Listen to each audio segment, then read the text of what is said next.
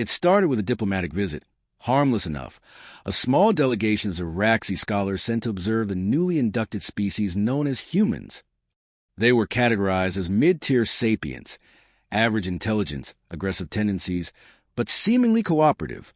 The council behavior and sentience allowed their entry into galactic union with hesitation. But now that peace had reigned for over 6 galactic cycles, risk was acceptable, or so it was thought. Ambassador Dralen's first message back to the Union was simple, requesting evacuation. Humans are not brave. They are insane. The report attached was flagged as exaggerated, but protocol required it to be archived. The truth of that message would only be understood much later. Dralen had arrived with his team in a hovercraft gifted by the humans themselves. It was built with exposed metal, unnecessarily sharp corners, and came with a control stick that responded to gut feel rather than logical movement.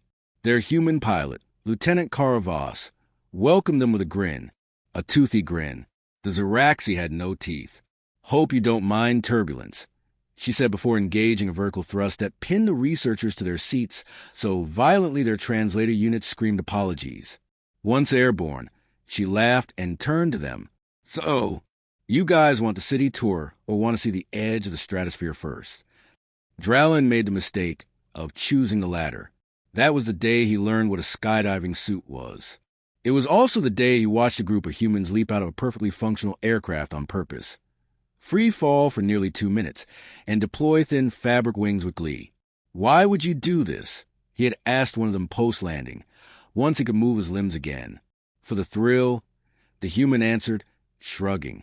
It's not even that dangerous anymore. Dralen checked.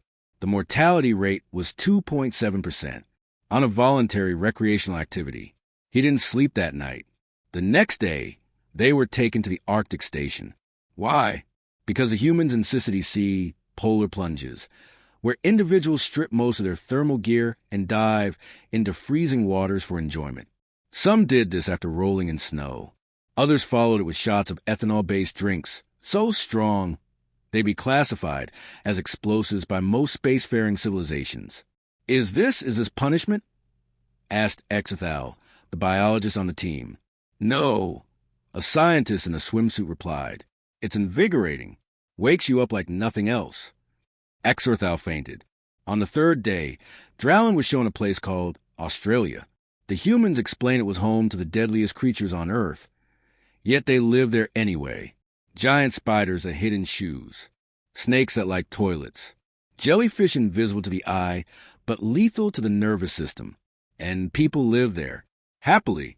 "You have colonized your death zone?" Dralen asked. "Yeah, mate," the guide said with a laugh, cracking open a cold drink. "Keeps life interesting." That night, Dralen sent a second transmission. They sleep beside predators. They smile while discussing near-death experiences.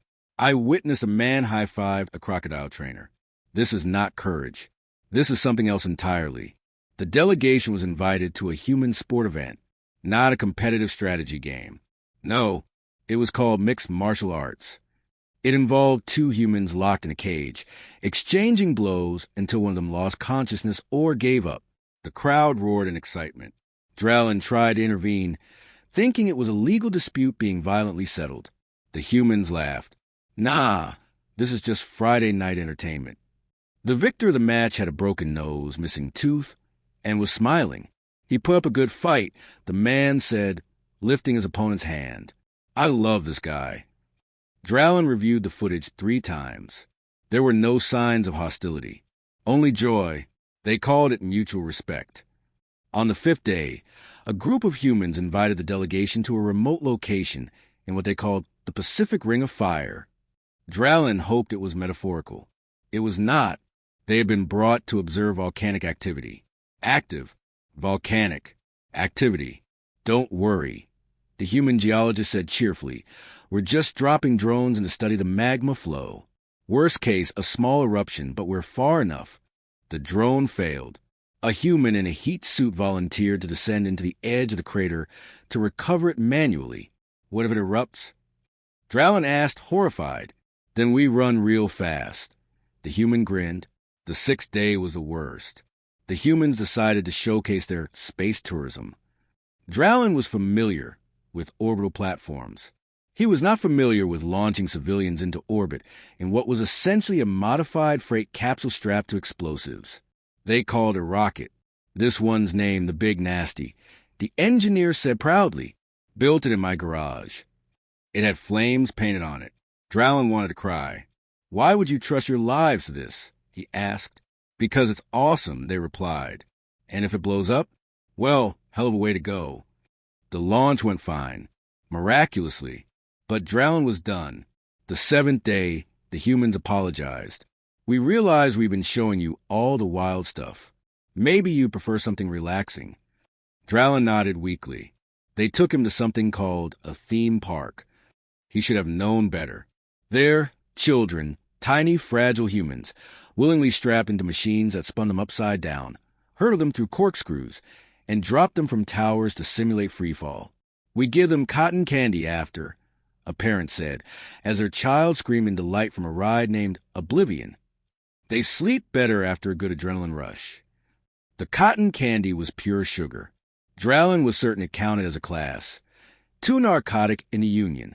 On the final day, they were given a cultural farewell dinner. At the table were veterans, mountain climbers, stunt workers, test pilots, and one man who claimed to have wrestled a bear for conservation awareness. They shared stories of near-death experiences, laughing, clinking glasses, comparing scars like they were medals of honor. One showed a photo of a skydiving wedding. Another showed a video of Cliff diving into lava-lit water. All smiled like they were the happiest beings in existence. Dralin stood up and addressed the room. "I have studied over 73 species. I have seen the logic-driven Verthari, the emotion-guided Alorith, even the chaos-born children of Fexi Prime. But you humans, you are not brave. You are not logical. You are not suicidal. You are insane. You run toward danger for fun. You poke monsters out of curiosity. You build weapons to test limits, not because you need them. You treat pain as a joke. You treat death as an inconvenience. And yet you thrive." The room went quiet. Then one woman clapped. Then another, until the entire group was cheering. "You get us," someone shouted. "You really get us." Dralin blinked. "They were proud?" "We're not insane," the veteran said, raising a glass. "We just refuse to be boring." Dralin returned to his shuttle.